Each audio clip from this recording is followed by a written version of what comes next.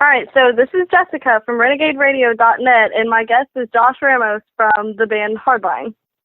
So, hey, Josh, it is such an honor to have the chance to interview you. I am a huge fan of Hardline and your guitar skills.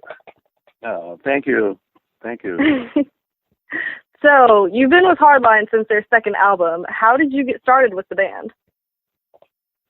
I was actually recording my first solo CD, or rather, no, I was working on the Robert Fleischman, who was the first singer in Journey before Steve Perry. I was working on his CD, and we had this guy that was helping us out, Michael Robinson. I guess he knew Johnny, and I had met Johnny years ago, but Michael Robinson was basically involved with the record company somehow, and he was producing my CD with Robert Fleischman, and I guess, they were recording the second CD, and the Japanese needed the second Hardline CD, like, soon. And their guitar player at the time, Joey Tafoya, he needed like 6 weeks to do solos because the rhythms were basically recorded, and they couldn't wait that long. And then Michael Robinson suggested using me, and then Johnny said, "Yeah, that's right, Josh." So I got involved, and I did the solos on the second CD, and then from that time on, I've been involved with the band, except for the fourth album that should have been Johnny's solo CD, but I guess the record company felt that it would sell more if it was under the name Hardline. But it wasn't really a Hardline album, but that's what it became. But yeah. Okay. Johnny has said Hardline is like his baby, so what is it like working and performing with him? Johnny's an incredible singer. I've always loved that guy's voice. I remember when I was in the band The Storm with 3 members of Journey, we were on tour, and our manager said, "Yeah, Neil's got this new band, and it's called Hardline and stuff." And then I heard the album, and I remember really liking Johnny's voice. So yeah, I've been a big fan of his for a long time, and then it's great. It's great to be able to play with him because, like singers, they get their voice starts kind of like changing, and they start losing the power in their voice and the highs, and but Johnny's God, he's like better than he was back then. It's really incredible. Yeah, it's a great time. It's great. We laugh a lot, and it's just a blast just being with him and playing and recording. Yeah, it's good when everything goes nice and smoothly with all the band members. Right. So the latest album, Human Nature, was just released a couple of weeks ago, and from what I've seen, this album has been highly acclaimed by fans and critics alike already. Which it's a great album. I mean, your guitar skills shine through in every song. What are some of your influences? You're welcome. What are some of your influences for guitar playing? Okay, well, we would have to go all the way back, basically, when I started playing guitar. And then, I just got into, I loved the musicians in church when I was a little kid. There was a little guitar players in church that were amazing, and I just really fell in love with it. And then my dad got me a guitar, and my brother and I, we started playing basically at the same time, but then he kind of lost interest, and then I just kept going. And then in school, the bands, and I knew that I wanted to do this for my life and as a career, because it would allow me to do the things that I've always wanted to do, which is travel and playing in front of thousands of people, and I love guitar playing. It's a passion. But growing up, I listened to, of course, Jimi Hendrix was my main guy. He was the coolest, and I mean, for 1966 and 67, for him to come out and do what he did was just groundbreaking and just amazing. And then I slowly got into other guitar players, like Deep Purple, Ritchie Blackmore, and then Gary Moore, which was a big influence in my life, and then Neil Sean,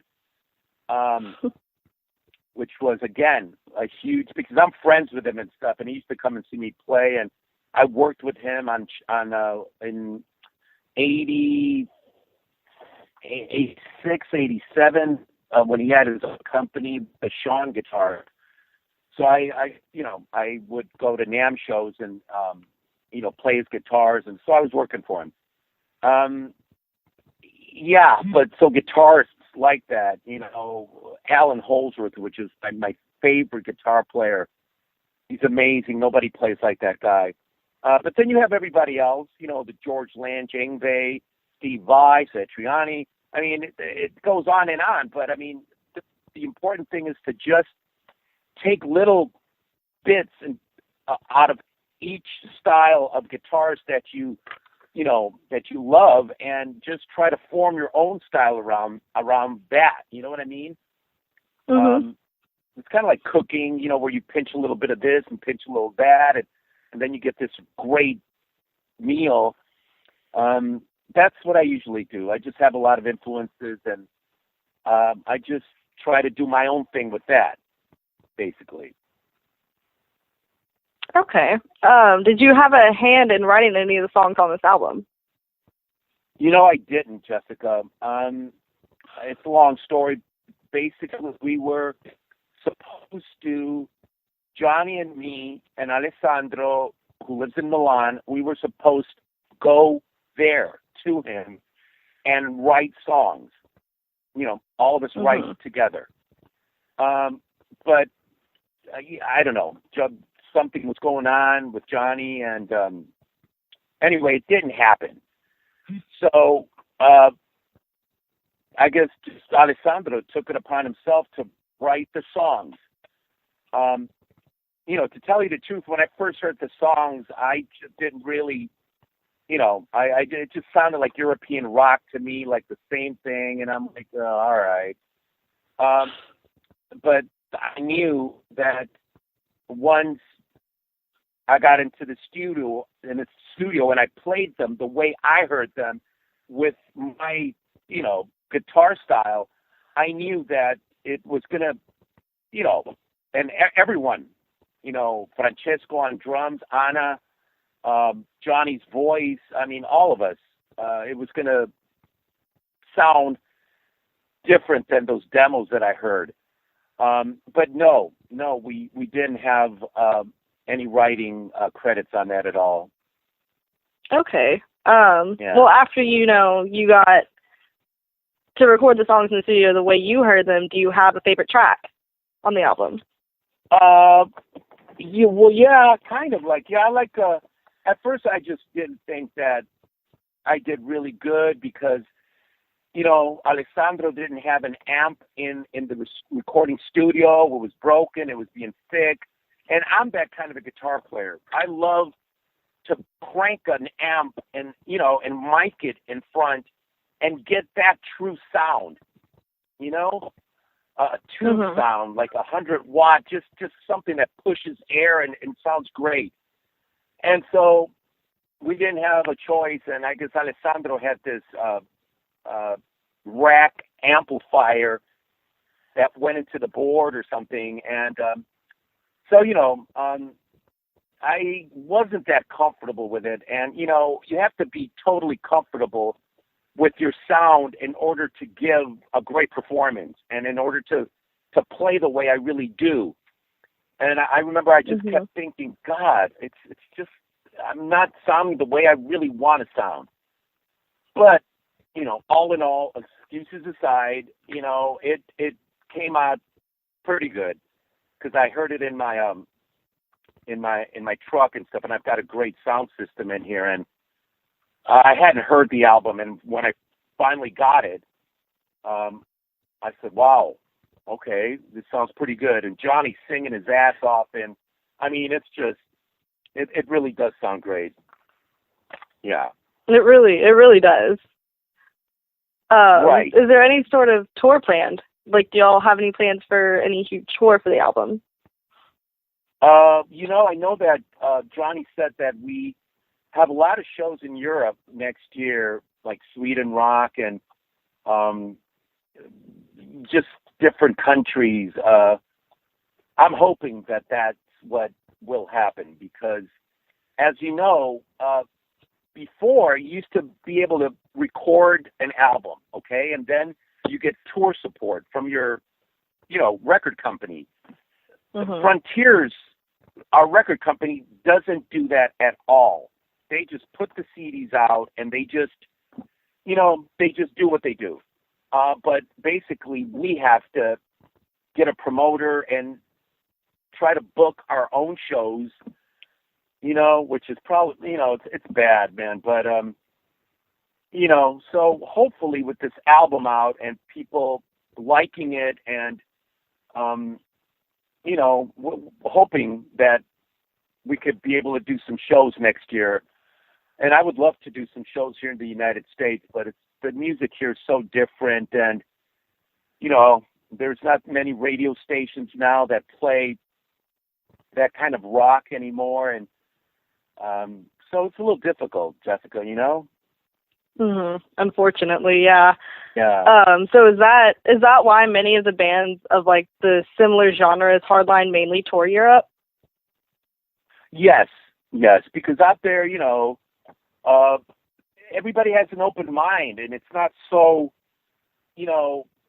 blindfolded like here. I mean, in a perfect world, you would have an album like this come out, and radio would be playing it. I mean, because there's a lot of songs on the CD that I could basically hear on the radio right now.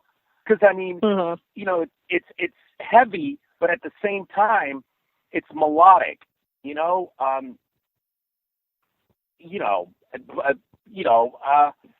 Yeah. And my solos are melodic. They're not like full of too many notes or arpeggios or any of that. Not that I have anything against that, but my style is very melodic. I like to say something when I play, a melody line, and like Neil or Gary Moore or something like that. So, but in a perfect world, this album would have gotten a lot of airplay. We could go on tour, especially here in the United States.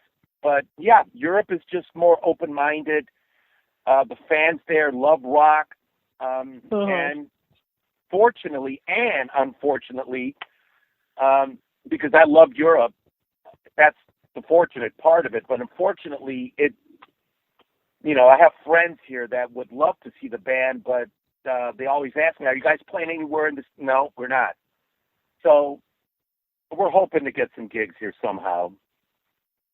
Yeah. Yeah, I am one of them that would love to see you guys live. Like, that is definitely something I would want. Yeah, so as for yourself, do you have any other projects or bands you're currently working on other than Hardline?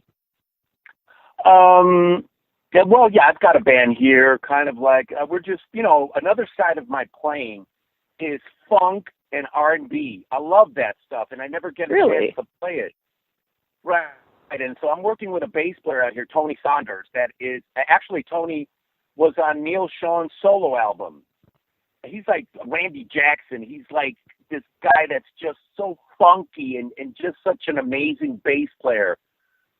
He won a couple of Grammys for, Best Jazz Album and Best Jazz Bass Playing, and he's like incredible. His dad used to be Merle Saunders, the keyboard player in the Grateful Dead.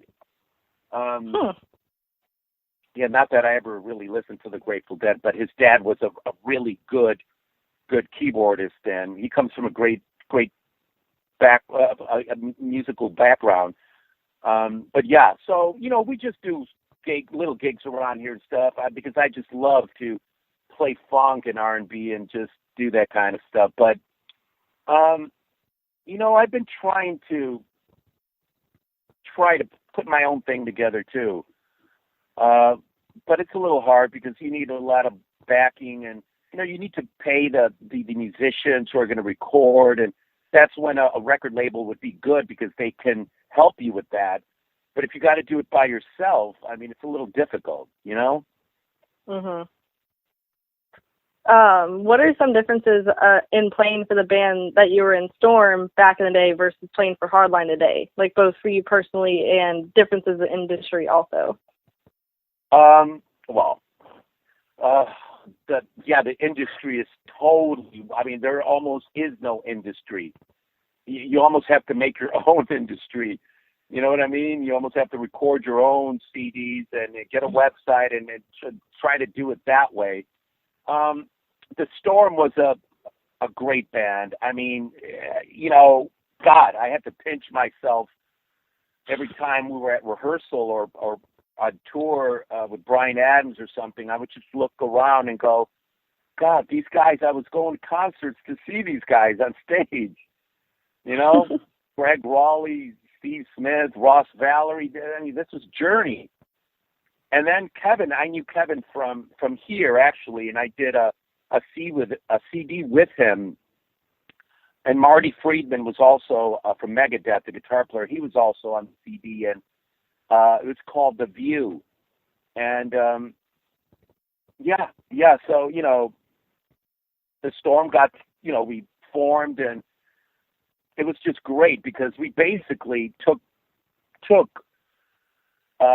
we were part of what Journey was doing. We took over because there was no Journey. So there was this big gap, like 5 years, where there wasn't any Journey. And we were like the second coming of Journey because Kevin sounded so much like Steve Perry.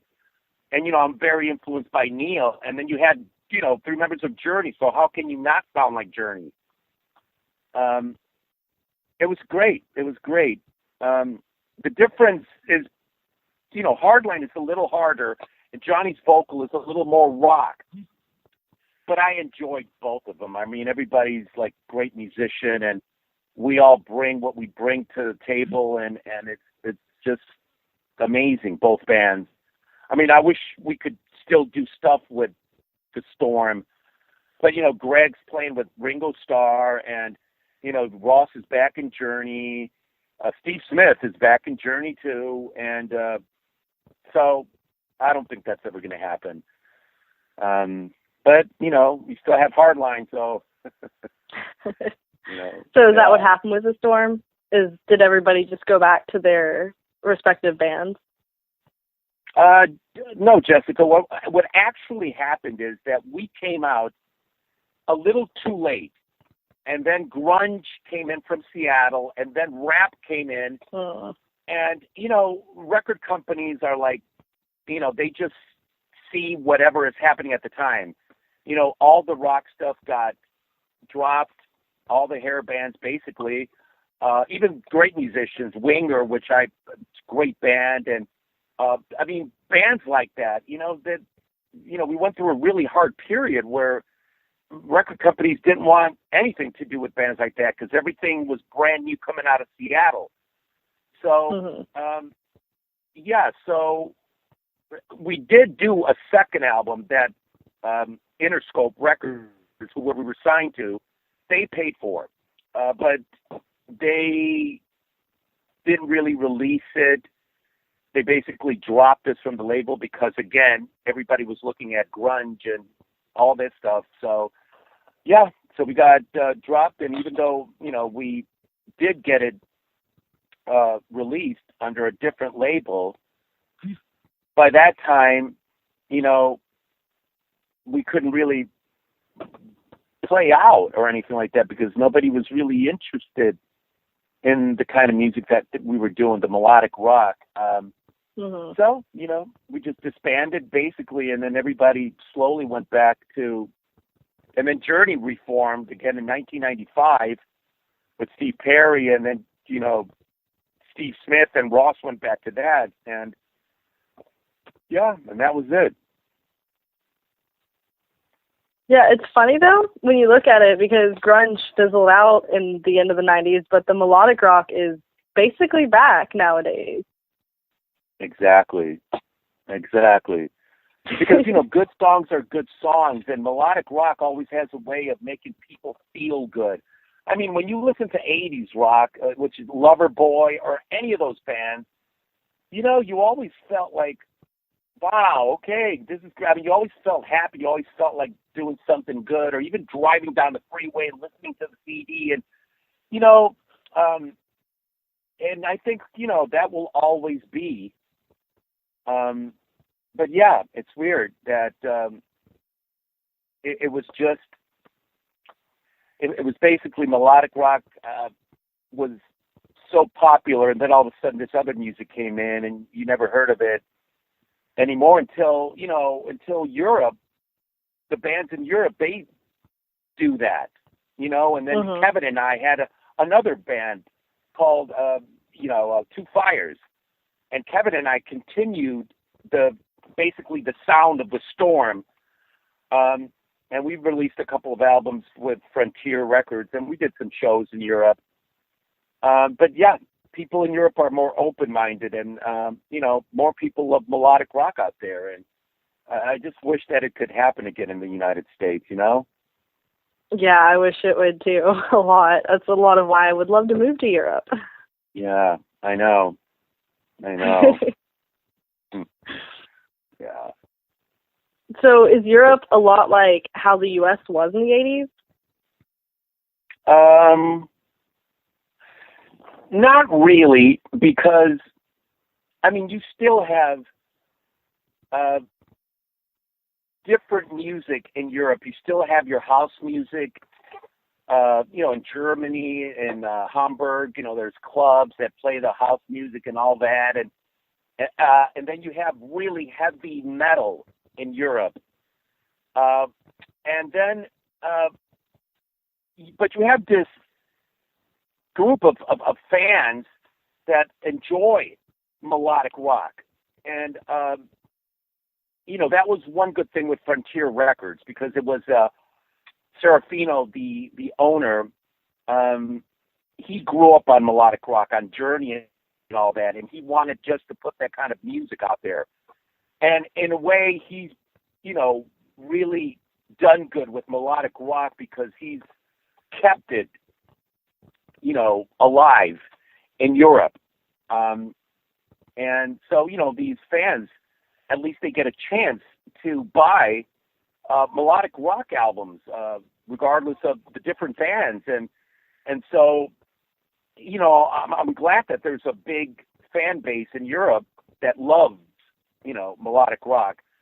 And then, you know, you also have your bands that were back in the 80s and stuff, that a lot of them go to Europe and do, you know, fests, and they play out around a lot. But yeah, I mean, I love Europe, and but again, it's so difficult that America isn't really open-minded like that, you know? Yeah. It seems like in the 80s, America had a wider, I guess, arc on music, but then it's just kind of closed more as the years went on. Right. Like they're more niche now. So if you could put your... Oh, yeah? No, go ahead. Well, no, go back on your thought, because this is a totally different question. Okay. Was there something you want to finish with that in? Oh, yeah, I was just going to say real quick that in a perfect world, you would have, you know, the Taylor Swifts and the Katy Perrys. You would have that music. Then you would have, you know, the R&B music and the hip-hop and all that stuff. And then you would have the melodic rock, and everything should coexist next to each other. You know what I mean? There should still be, radio should still be playing the melodic rock, and then they should be playing the Taylor Swifts and stuff. But let the audience pick what they really want to hear. Don't just jump on the Katy Perry and Taylor Swift bandwagon and just ignore everything else and then that's all they play. You know what I mean? Because, they're like monopolizing what people want to hear. And, so these kids grow up listening to that, and so they don't really get a chance to listen to the melodic rock music.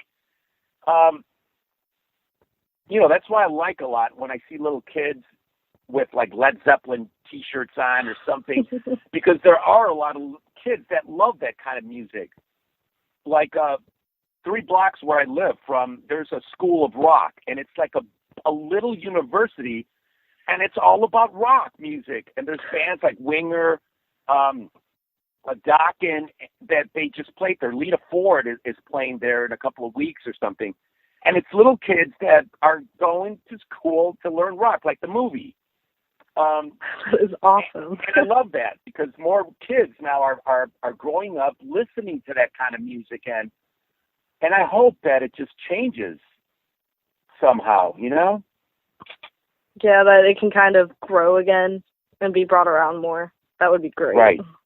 Right, exactly.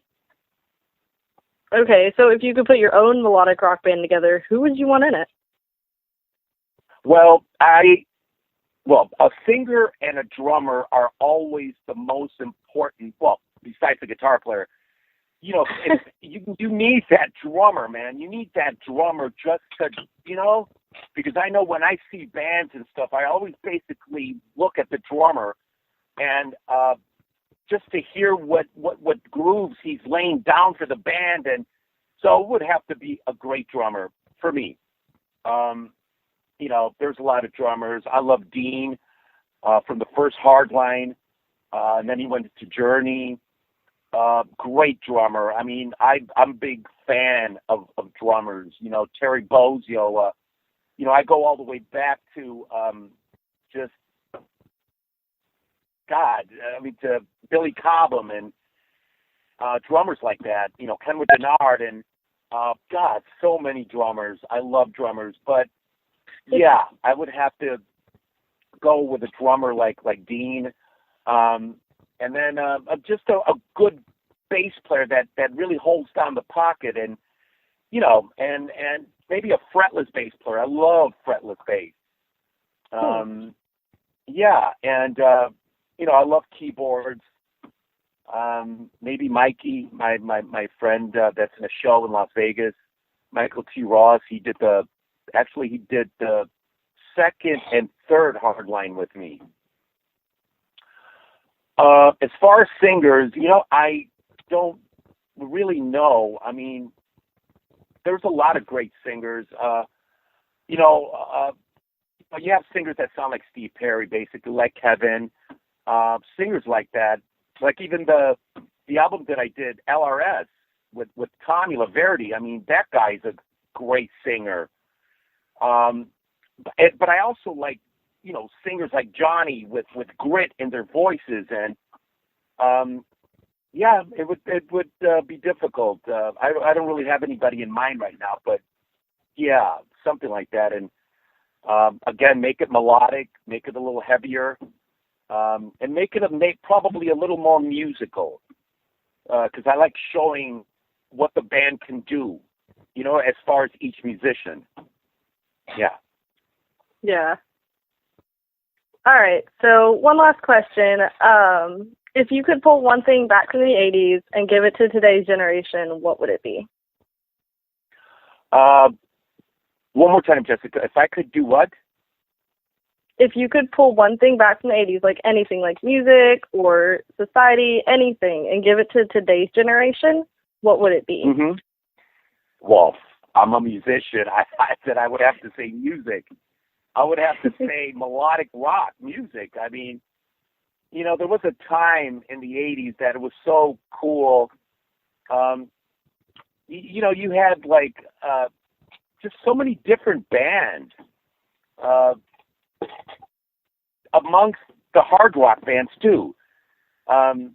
You had New Wave, you had Blondie, you had Missing Persons, you had the Cars, but then you had Scorpions, and you had Loverboy, and you had Journey, and everybody was coexisting at one time, which is what should be happening now.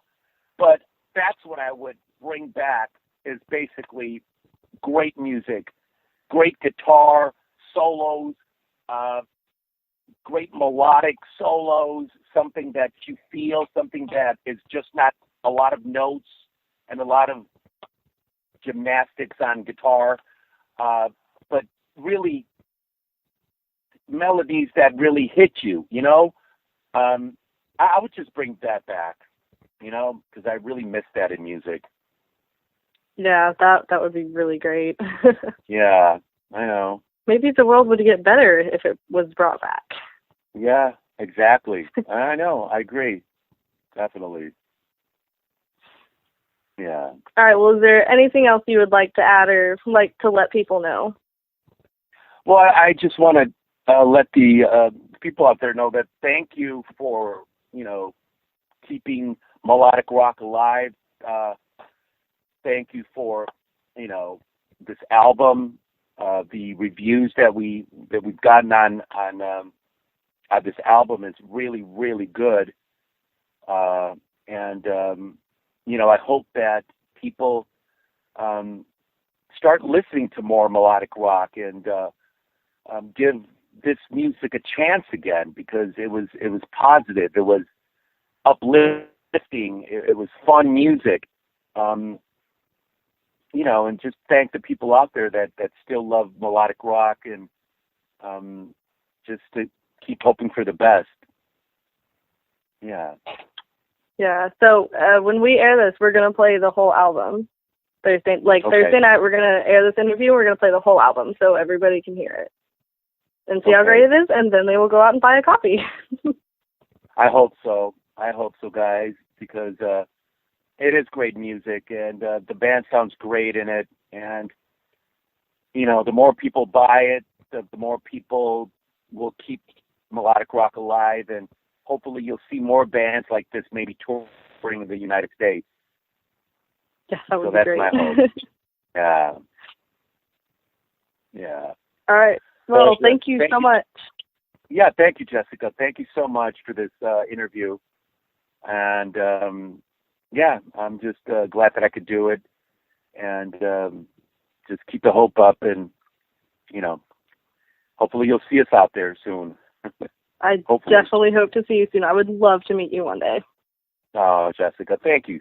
Thank you. You're welcome. Yeah, thank you. All right. Well, thank you for taking the time out of your day to talk to us. Have a great rest of your day. All right, Jessica. Thank you so much. All right. Bye-bye. Bye. Bye-bye.